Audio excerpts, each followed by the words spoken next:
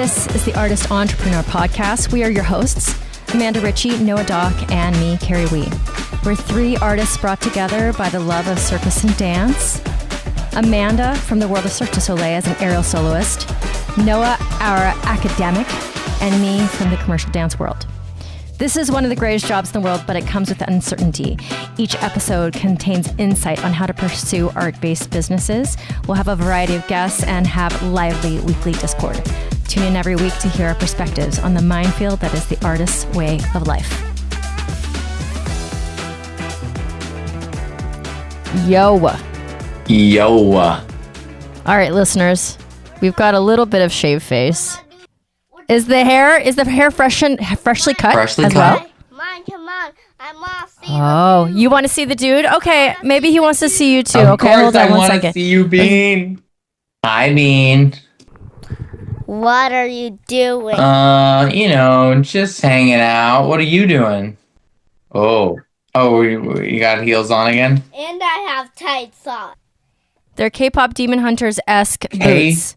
The very high heels. Demon Hunter-esque. What is that? Dude, you know nothing. I know nothing. It's true. She's right. I know nothing. I One of these days we'll get you caught up don't on pop culture. Don't get too excited about that. I'm sure it won't happen. So Mr. Noah here has a little more shaving in the face, listeners. He's got a little bit of cut in the back. You know, when your hair's short, you really do have to maintain that, huh? This is so funny that the opening of our podcast, I feel like every single time is what does Noah look like today? What is his? To be fair, if we're gonna fully do it, let's fully do it. I've been told that this is a very Valentine's Day look. Oh yeah, he's got pink maroon, and maroon. I'm all pink and maroon and red, lovey colors, which cool. You know, me and Amanda never bring this much excitement with our look, so that's what you're here for. Just for for all of our listeners and fans. Now it's who wonder what I do in fact look like, because people oh yeah, we gotta get to this first. There have been people have an image of what I look like in their heads, and it's so wrong. Okay, first of all, listeners, I was trying to correct one of the listeners in saying that you are not, in fact, blonde-haired and blue-eyed, but that you're Israeli. And then I texted Noah, and he's like, I'm not Israeli. I was like, well, I swear you told me this when you first met me. I swear on a Bible. I'm not blonde-haired. I am not blue eyes. I am a very tan German man. I'm a dark-skinned, black-haired, brown-eyed, bearded man. Yes. And also, same listener, going down our text thread was like, oh, thought he was a surfer dude. I love that. I was like, you know what's really funny is that day, there were just things that just came up.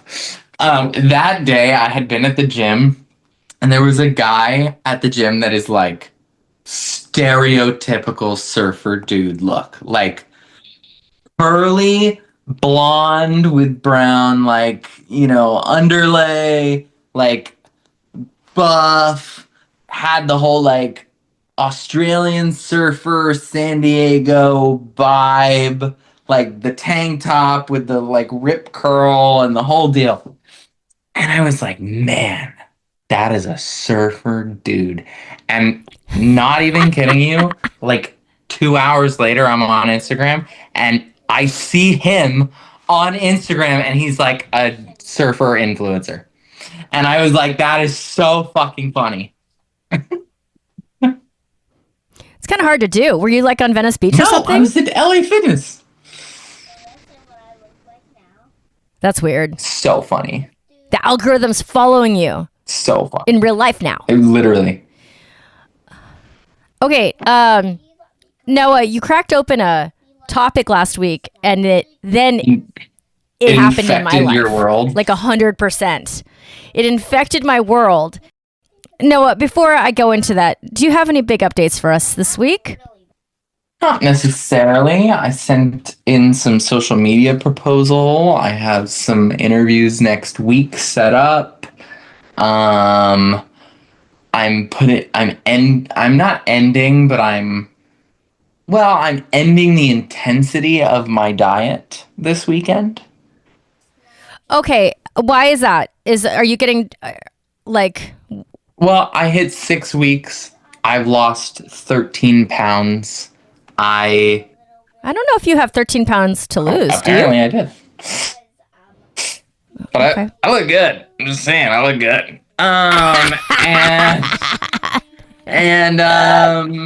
Yeah, I feel like I bring up my father fairly regularly on this podcast at this point. You do. He should be proud, because to have a son who likes to talk about him in such a favorable manner on a regular basis. Would be shocked. Anyway, so I was talking to my dad, and we were talking about this thing that I did, and he was like, are you gonna keep doing it? Are you, what's your plan? And he used the phrase like, you should take a page from this. And I think that's a really like nice way of looking at it. I was like, yeah, I'm not gonna like be following the book, but I'm gonna take a page from the book. And, I'm gonna go back to sort of eating what I want to eat, but when I'm home and I'm cooking, which is like 90% of the time anyway, like I'm gonna keep doing this, and I might not be as strict with it, and I might not be like, oh, I gotta hold on, let me measure each grain of rice with my gram calculator. I might not do that quite as much, but just keep it up in a good way. What other updates do I have? I think that's pretty much it. Working on some social media clients, responding to possible interview things, and Are you still bartending, by the way? I am or did not. You stop? I'm not bartending. I'm just doing these events right now. Okay. What was I going to say? By the way, I feel like I am full tilt into perimenopause now, because the brain fog has hit me, and apparently that's a huge part. You don't think that's just part of owning several houses and moving constantly and running and having your water turned off and having a child who's running around in your heels and all that shit? Honestly, no, because it is it's very specific how this symptom has come into my life. Like, it's not that I am like not with it. It's that I will lose a word in mid-sentence and I will not be able to catch it back. And I've never had that happen. Like, that's not like, no, like, not like this. I have that all the fucking time. But it's not like this. This is really strong. And it makes it hard to interview people. Like, I have to take notes because it will be gone out of my brain and I will not be able to catch it back. I've always been kind of like that, but like right now, and it was like drastic over the last couple weeks. It was like normal and then drop off a cliff. I have ideas gone. Thought is gone. So anyways, I talked to my friends, and a lot of them are my age, and same exact thing is happening to them. So in that way, I do think it is a symptom. And also, perimenopause and having a 5-year-old usually don't come at the same time, except for if you're me. except if you're really lucky. Except if you're soups lucky. Okay. Speaking of interviews, I believe you have one to tell us about. Okay, listen. I had a week, and it was a learning. Yes, I know. It was a learning week. I learned a lot. First of all, I dusted off my resume, and the good news, the things that I learned is, if I really want to go get a job here in San Antonio, I can get one. That is awesome. The good news. It's always something good to know. Does that mean I should move to San Antonio so I can get a job? Okay, just kidding. The thing is that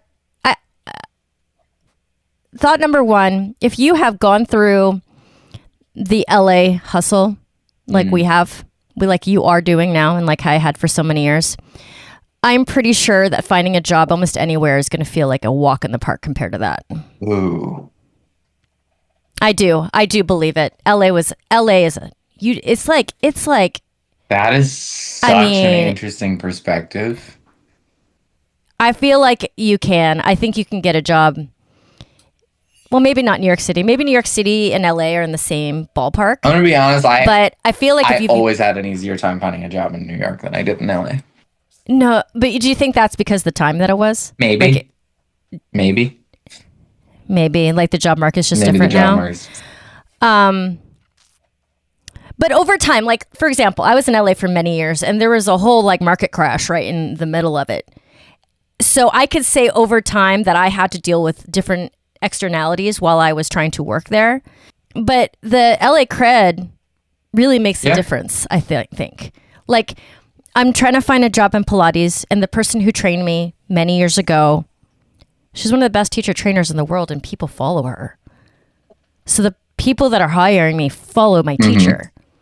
And she's great. She's incredible at it. And, you know, I'm one of her, I don't know if we want to call it accolades. She's got many of them. Yeah. But, so here's the deal. I did Indeed, and then I spoke to you, and then I said to myself over the weekend, I don't know if I filled these things out optimally.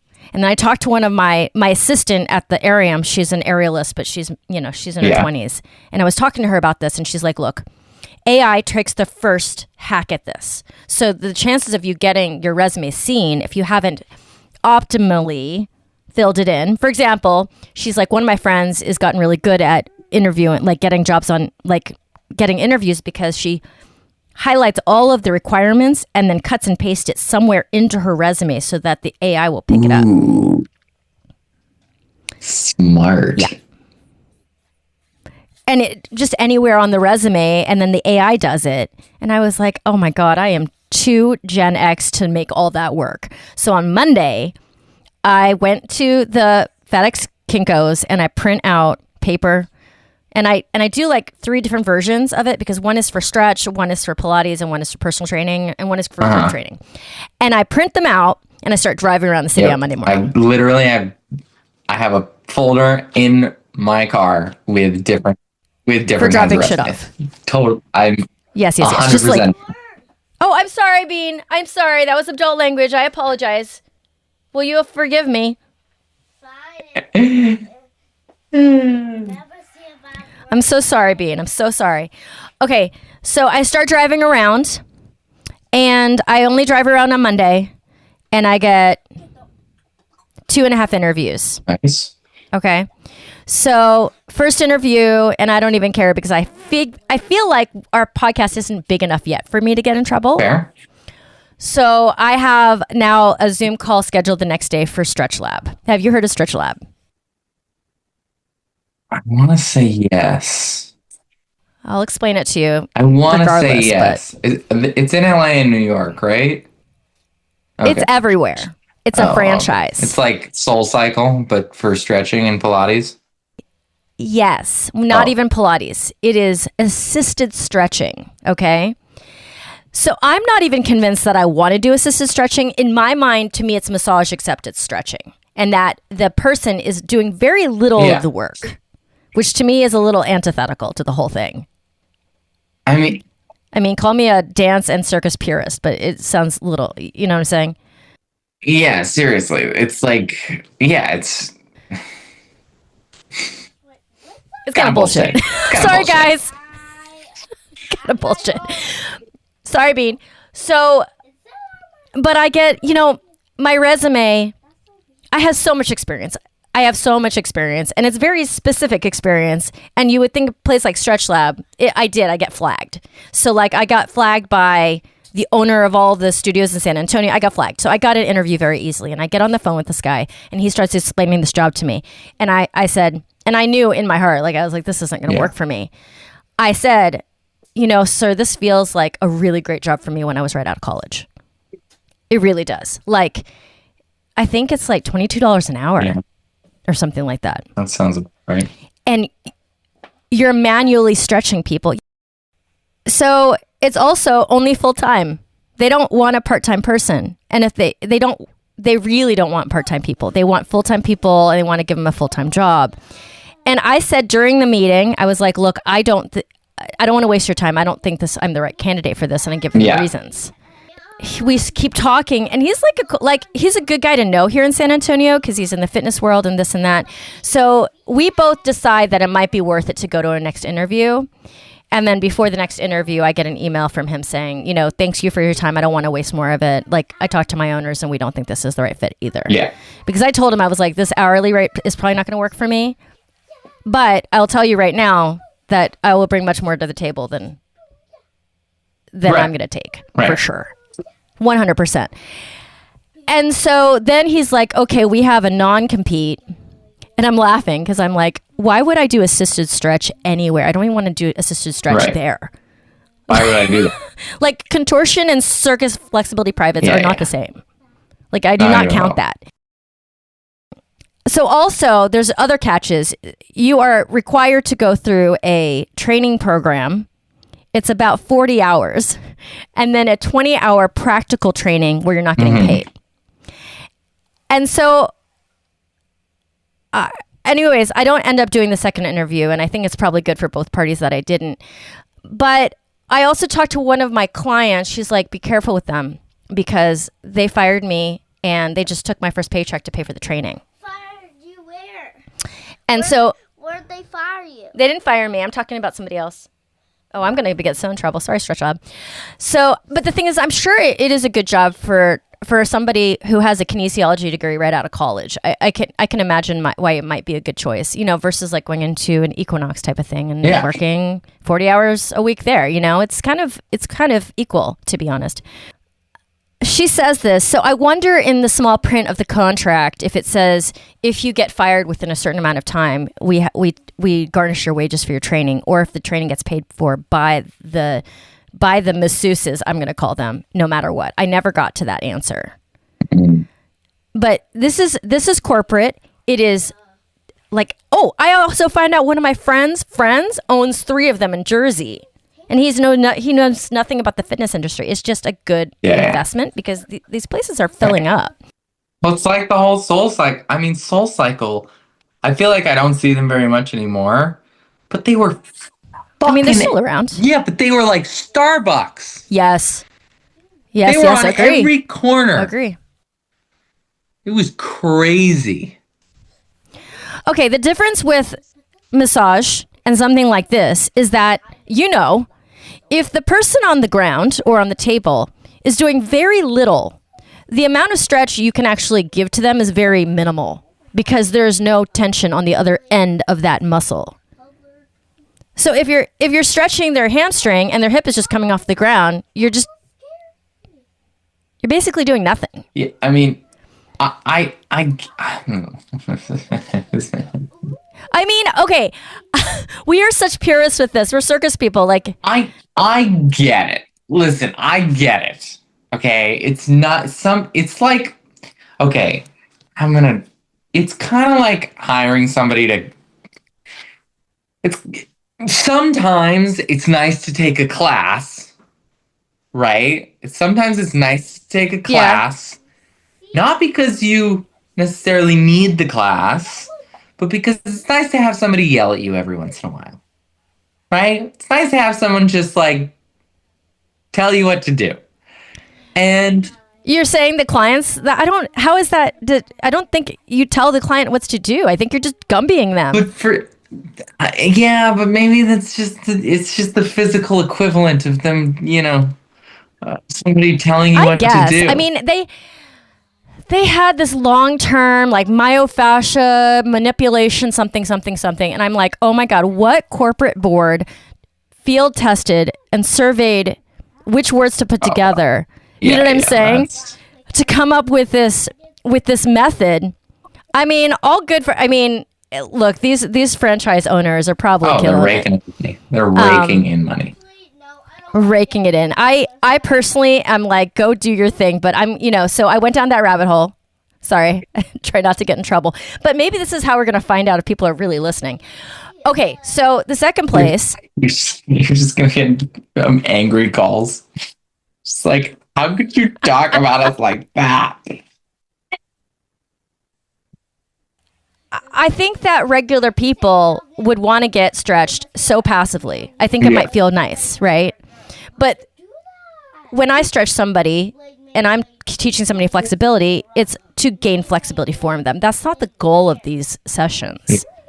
I believe it is not the goal of the session. Different goal.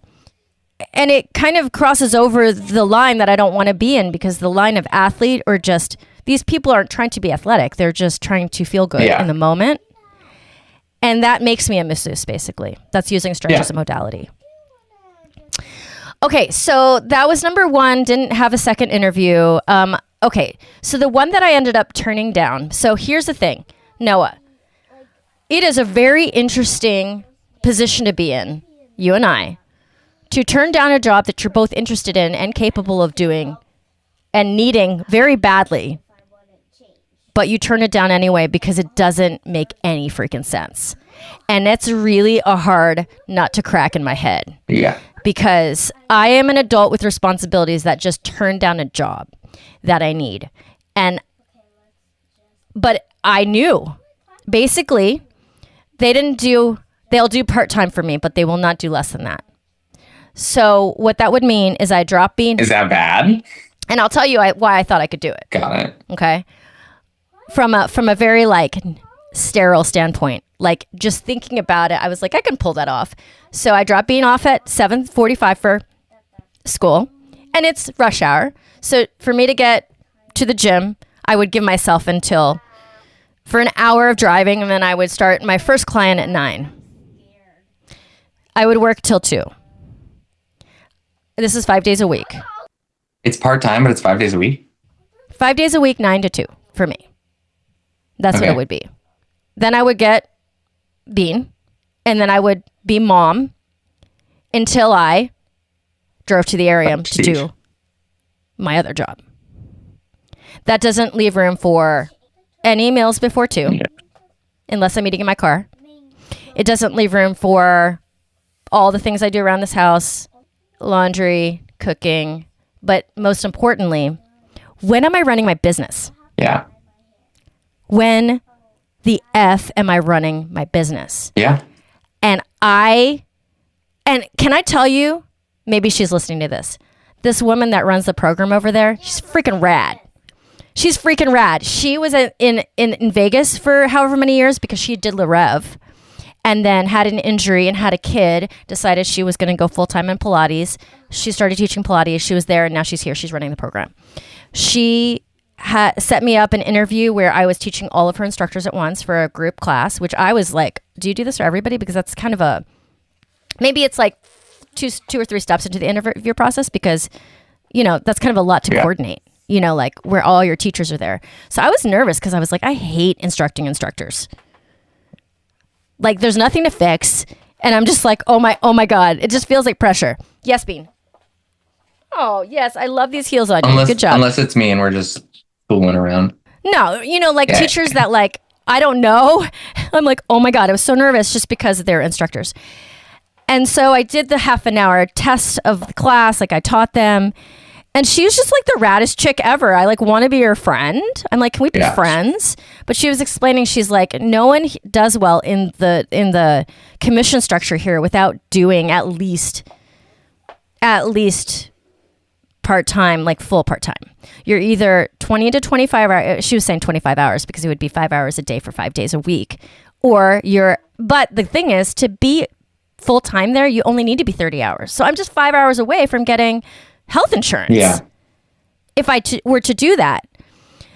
So anyways, she didn't get to she was ready to set me up with the general manager so I could do everything. And I went home. It was a Wednesday that I had the interview, and it was a noon interview. I got out of there at 2, got Bean, brought her gymnastics, got her food, came home, got ready for work. No, get her ready for the next day. Go to work.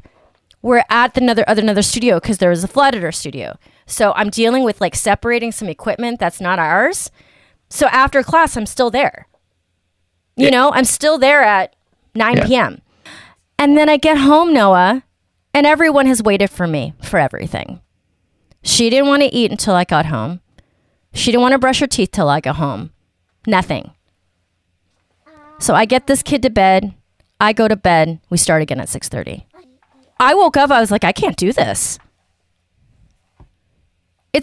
I will make it through a week or two, and then I will be like, something will go wrong. You'll burn out. And when am I doing all these videos? When am I doing my privates at Arium? Now they're shifted to the weekend. Yeah. This is the same thing you went through, right? Yeah. Except mine was a fucking traffic bullshit with Irvine. Going down to Irvine, driving an hour and 45 minutes away every day. And, okay. I have a belief, and I'm certain people are going to fight me on this one. I don't think a part-time job is every day. Part-time job is not 5 days a week. Sorry. It ain't. Well, it depends. I mean, it depends because a part-time job could be 2 days a week, but you're there for 8 to 12 hours for those 2 days. I think anything can be part-time that's like around 20 hours. I guess, but I don't think a part-time job is something that requires you to be there 5 days a week. I think a part-time, even if it's 9 to 2, I think a part-time job is 3, maybe 4 days a week. Like, it cannot, like, 5 days a week, 30 hours a week, you might as well just fucking make it a full-time job. It would have been 25 hours in and out the door. Really? Yes. Yeah, because I have to, I leave at 2. I'm there at 9, I leave at 2. No, it would be a little bit more because I have to, if I have a client at 9, I have to be there at 8:45 for sure. So you start adding those hours up. And like, I worked for someone for a while, and I said to them, they hired me first day. They hired me as part-time. They were like, it'll be 20 to 25 hours. First day, I said, this is a full-time job. They were like, we'll see. When I started logging 30, 35 hours a week, every week, I was like, this is a full-time job. They were like, just keep doing what you're doing. And then I was like... I mean, did you enjoy it? Did you like that job? Did you want to do it? Sometimes. But, all right. Like, my point of it is, like, that's not part-time. That's not a part-time job. And when you're there 5 days a week, it's not a part-time job. And I shit you not, I left that job because I couldn't be there full-time. I couldn't be there for the amount of time that they were asking. The new person they hired, I think they were there for 2 weeks before they turned it into a full-time job. I was like, I told you this months ago. Like, why did you... And they posted it as a part-time job. They posted the job as a part-time job. I was like, what are you guys doing? Like, just be honest with the person that you're hiring. Like, we know. Well, for that job, were you getting paid hourly? Yeah. Okay, so you were getting more money for the time that you were there, but you weren't supposed to be. Okay, kind of. So for this, eventually, I would be paid for my time, but I wish so badly that I could take that job and do it 3 days a week. Yeah. That I could do Monday, Wednesday, Friday. But what is the logic behind not being able to do that for them? So what she's saying is that over time, they have just seen that the people who are not there very much just aren't that successful at it because the way the commission structure is and how much you make on sales. Even if we allowed you to do that, we haven't seen people be successful at it that way because you call up the members of this gym and say, hey, we'd love to give you your consultation. And then they're like, oh, I would like to do it on Tuesday at 8 p.m. Yeah, I'm not there. Yeah, commission operates a little bit differently. I do understand that. I mean, there still is an hourly, but it's like that's the potential to make a lot of money in a job like that. But to be honest, Noah, that job would be perfect for the version of Kerry that was a true mom, stay-at-home mom. It would be, I want to work while my kid is exactly in school and we'll go home together and stay there together. Yeah. That is not what I do. I have another part-time job, which is my, I want to be an aerialist with the side of Pilates, not like a Pilates teacher with the side of aerial. And that's what it would become. Right. Very different. Very different thing. Very different. Very different. Where's my creative time? Yeah. You know, like gone. You know, me and my partner are both on the same page. And I do think there are other options out there for me. They don't necessarily look amazing. Like I could go and get like group fitness jobs and just teach random classes here and there. Yeah. But if I'm going to do that, I might as well just hustle and get private clients at the Arium because it pays more. Yeah. Like a private circus private is way better money than if I go teach like a one-off like bar class somewhere. Right. So I feel like when the idea of turning down a job at this point in my life, it just feels like I'm being slightly irresponsible, but I know that it is not functional. Like I won't be able to sustain that. Yeah. And then I'm wrecking a relationship that I actually feel like is important. That relationship that I built very little, just the one day, Yeah. I think it's a hard thing. Like I'm having a version of this issue right now because I got a job at a restaurant. It's not an exciting job. It's not a great job. It's a small nothing job. And it's kind of like, okay, well, it's going to take up a lot of time. Mm-hmm. Time consuming. Yep. I need a job. I need the money. Yep. I'm applying for other jobs. Hopefully one of those jobs works out. If one of those jobs works out, I'm probably going to drop this other one. Do I hold out for the one that I'm hoping for or looking for? Or do I take this for the time being and then am I screwing them over by just doing the training or what?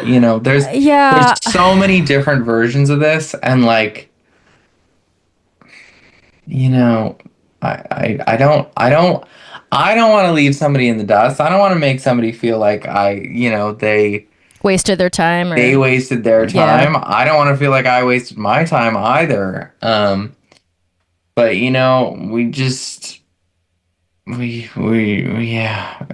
it's a tough thing when you like need the job and you need the money. Yeah. But like, yeah, you're still looking for other things. You're not like, this is the one. I think this is another like conversation of envying the 9-to-5 and envying the people who like, who are lawyers or doctors or whatever. And they just like know, like, this is my field. This is what I do. I applied for this job. That's what I'm doing. As opposed to people like us who are like, I do 17 different things and I applied for 45 different kinds of positions. And like, I don't know what I'll do. I don't know what to pick, but it starts to get fuzzy. Can I tell you there's one silver lining, maybe two. Yeah. Doing something and being very active to learn and put myself in a position where there might be opportunity and then I can make choices about it did a lot to decrease my anxiety. Yeah. It actually did. Doing something helps that. Because I feel like, okay, so I learned that I could get a job if I am really, really in need. Yeah. Like I can get a job. And number two, it made me more confident that I could stay the course. Yeah. With my original set goals. Yeah.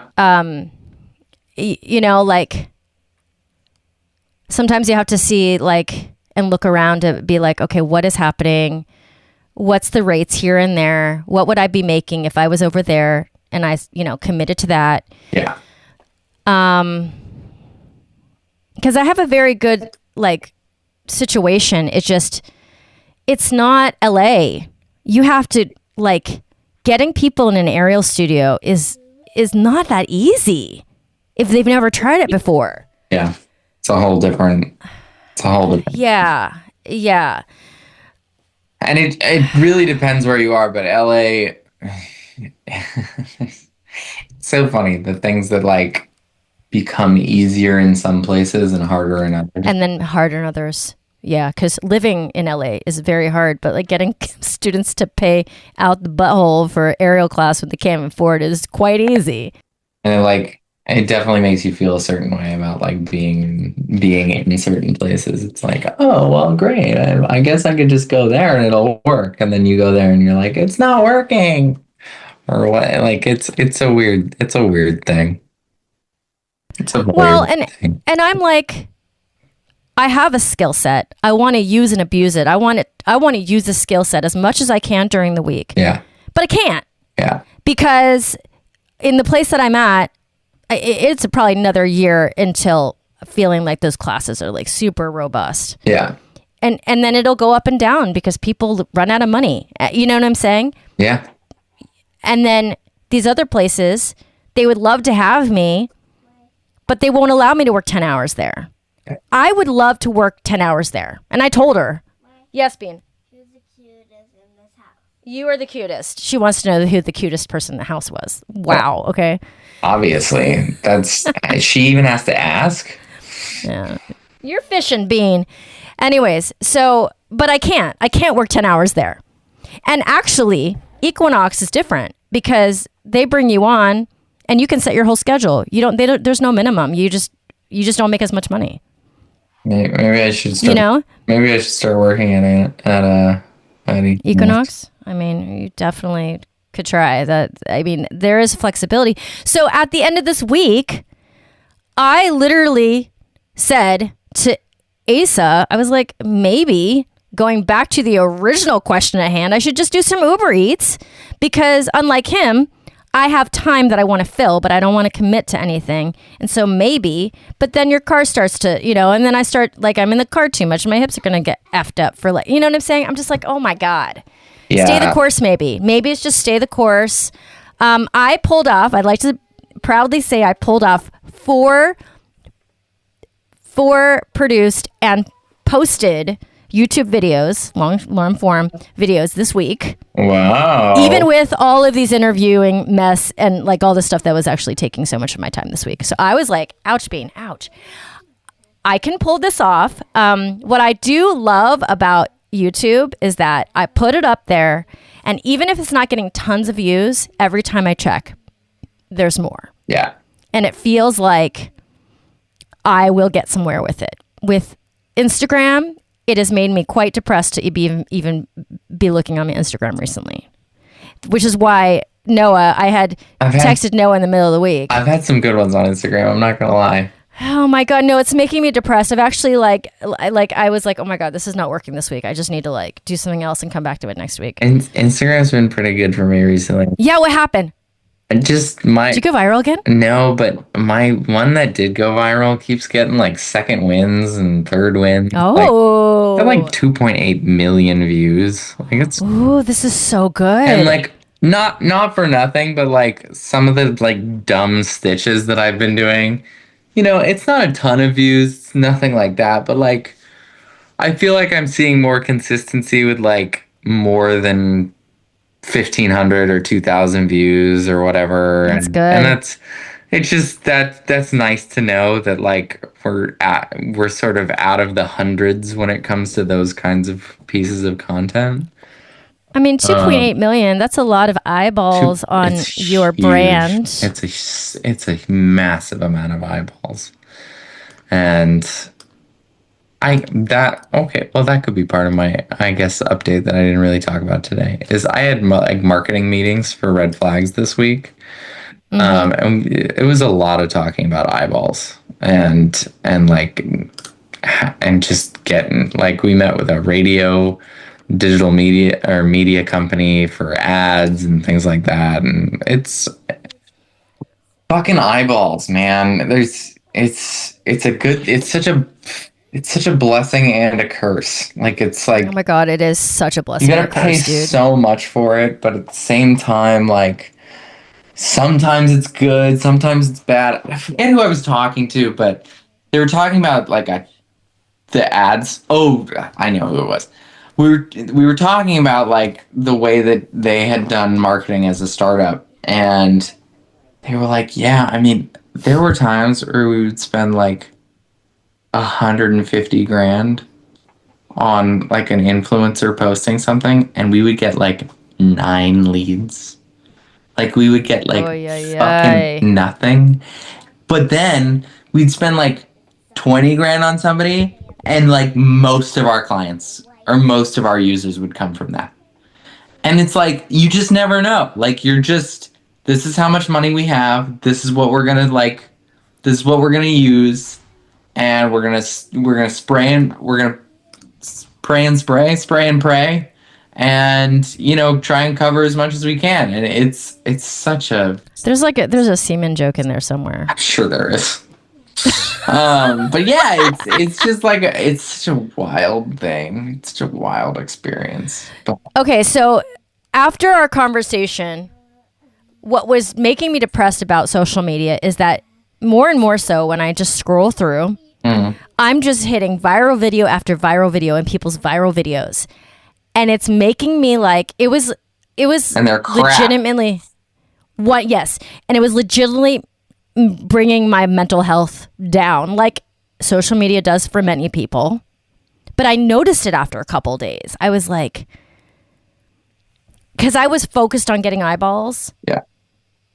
And I was like, okay, if I try to post something right now, I'm not even in a good place. It's not going to be funny. Like I have to be in a good mood. Yeah. I don't know.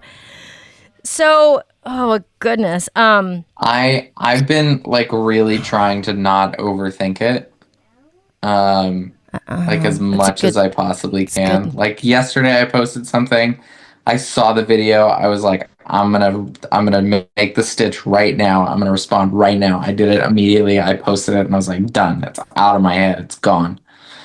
Well, if I'm sending a video that I've stitched to you to check it like homework, then I'm overthinking it. I think what you did. Listen, okay, this is gonna come out so fucked. I so apologize. No, you said to me it was just a little bit like I have to get to the point sooner, and I agreed. Right. And what I'm gonna say that I'm gonna apologize for in advance is like, I think you need that feedback. You need that I don't think that's an overthinking thing.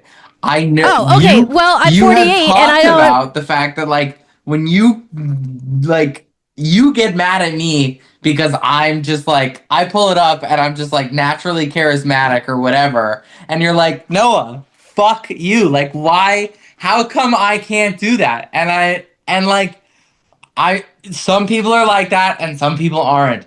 But it's okay. I'm okay not to have that skill set. I'm all right. But like, I think what you did was, I think the outline of it was really great, and that's why I gave you the feedback on it of like, right. It was just the execution of it. Arrive at the, how do you do this with man parts?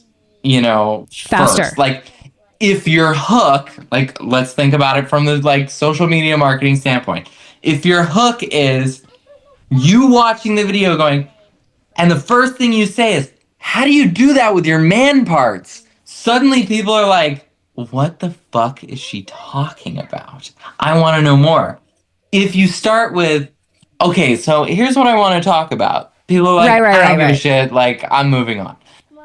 But if you start with, how do you do that with your man parts? It's much more poppy, which is... Well, and I think that's why I sent it to you, because I was like, I wasn't feeling it either. I was like, oh, I'm trying too hard with this. Yeah. So I sent it to him and he gave me feedback, and then I was like, oh, I'm so depressed with social media this week. I'm going to deal with this next week. So did you redo it? Did you redo it or no? Not yet. I will. Okay. I will. Because I want to try to do these things without doing stuff on the air. Personally, I think it's going to be, I think that video is really funny. And I think that people will enjoy that video when it, has that sort of that backdrop to it. Yeah, and then like just punch it at the top and then I'm out. 100%. Like I think that topic of like, how do you do aerial with your man parts? Like that is a very standard topic. Like I have I can tell you from experience, I have been through that my whole life. Listeners, the move is astronaut. Yeah. So it's just like the double wheel down through your crotch. And it's like, I will make a point to do one of the 2 assignments this week. I'll put my anxiety, depression aside to do this because, I mean, also, I'm just mad that I'm doing it. I'm like, why? I know. And I know the answer. I'm like, why is my arrow not enough? Yeah, I know. Why? I know. We're all in that same place. Well, like, why am I even doing this? But I genuinely, I thought it was funny. I thought it just needed like tightening, shorter, more to the point right away. But it was, I mean, yeah, that you could do that for so many things. Well, yeah, and this is what I'm thinking too. I know this. We used to do that in class. Like you'd teach something and you'd look at me and you'd be like, how do I teach that better for dudes? And we'd talk about it and we'd go through it. I mean, one of the primary one from aerial that I always think about is opposite side dive. Opposite side dive. Yeah, because there's a crisscross underneath. It is the worst thing for dudes. Like it's awful. And I remember like the skill set that I learned in order to be able to do those. And you know, sometimes it works and sometimes it doesn't. But if you have at least the knowledge of how it should work, it's way more helpful than just like, I hope you can have kids later. You know, it's, you know, stick your junk through the hole that you've created with the fabric. So listeners, basically Noah is saying, it's okay, Kerry, that you're not as good at stitching as I am, but it's okay because I'm here for you. That is kind of what I'm saying, and I apologize for that. I apologize for it immediately. It just we all have our strengths. Listen. No, I gotta tell Noah. Okay, what do you want to tell him? Noah, Mommy's here for me, not for you. I'm here for her. What'd he say? She's there for you, and I'm here for her. What'd he say? Okay, let me say this though. No, What'd he say? he says that I am here for you and that he is here for us. What? That's what my poopa's for. My poopa takes care of me and Mommy. So you are the dude. Okay, Bean, What? go. I gotta finish this. I'll say this.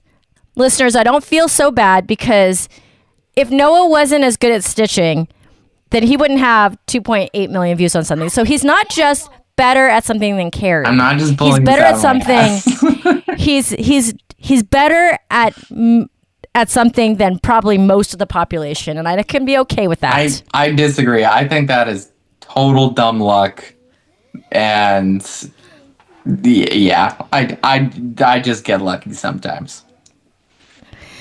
Well, also, I do think that, like, I have a friend who is in real estate, and he has a social media company doing all of his content. Mm-hmm. He films it, and they edit it. And the reason why it works so well is because there's somebody who is not the person who's so close to the content. Right, they're not tied to it. They're just tightening it and tightening it, and he spends a lot of money on it. It's tightening and tightening it. It's one of the things that I tell people to do. Like, it's one of the selling points that I give for my own. Oh yeah, this is another reason for I shouldn't feel bad. This is a business for you. You do it.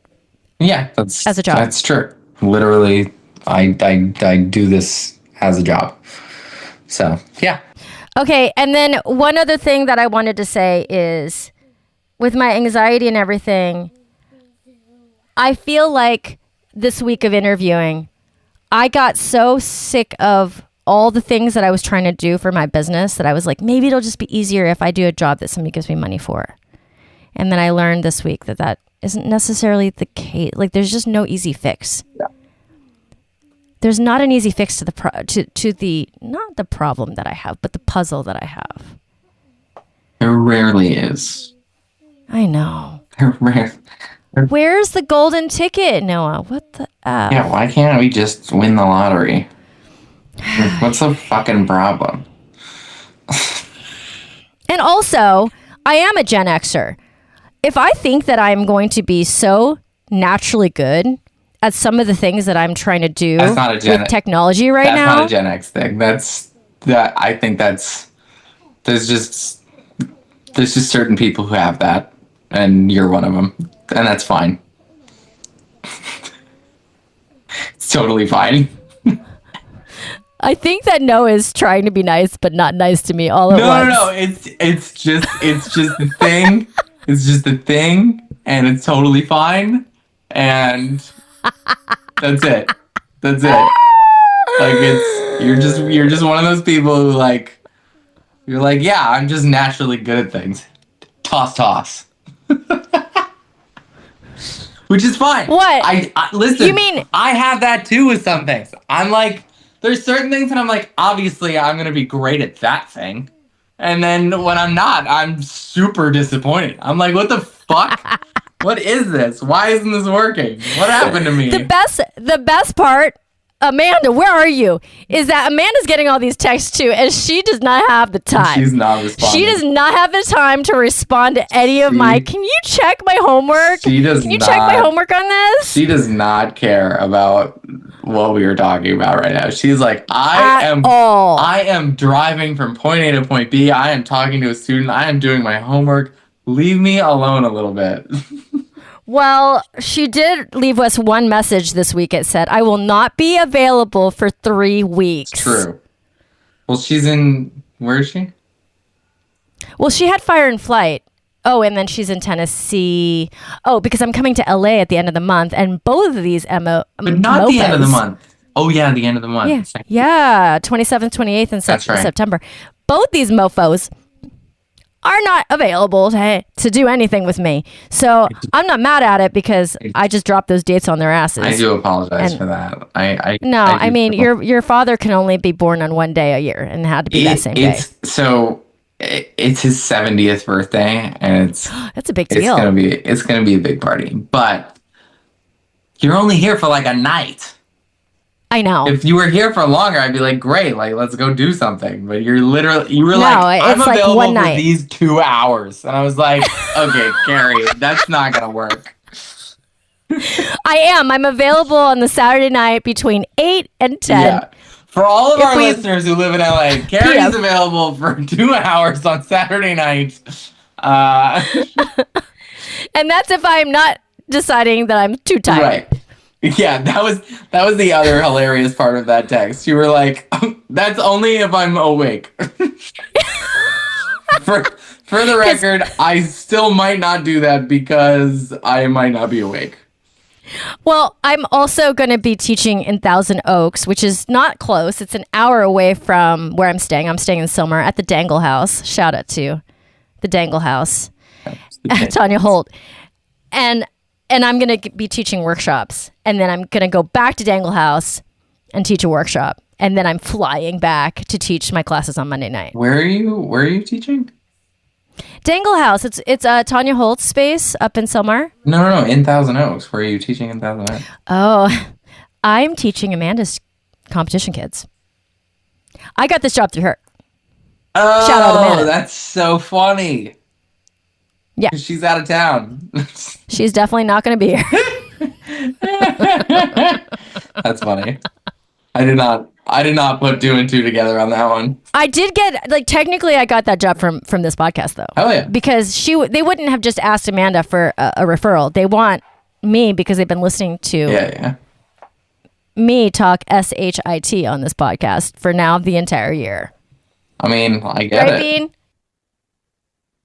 That's how, we talked about last week how you shouldn't hire through Instagram. You should hire through podcast though. There you go.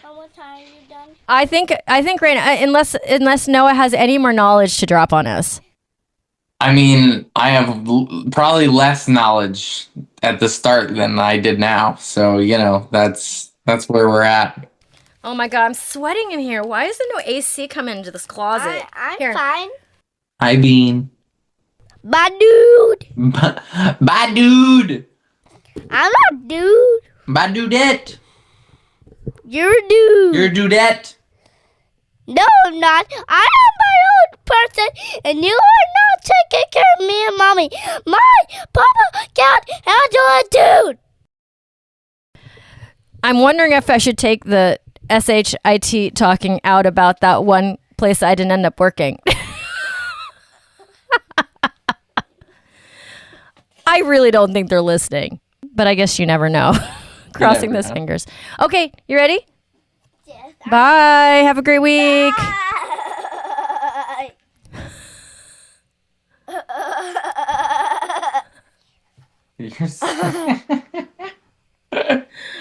Why That was did you cute. do that? Okay, bye. Bye. Thank you so much for tuning in. You can find Amanda Ritchie at Grounded in Flight on Instagram and at Noah Doc on Instagram, as well as Red Flags app.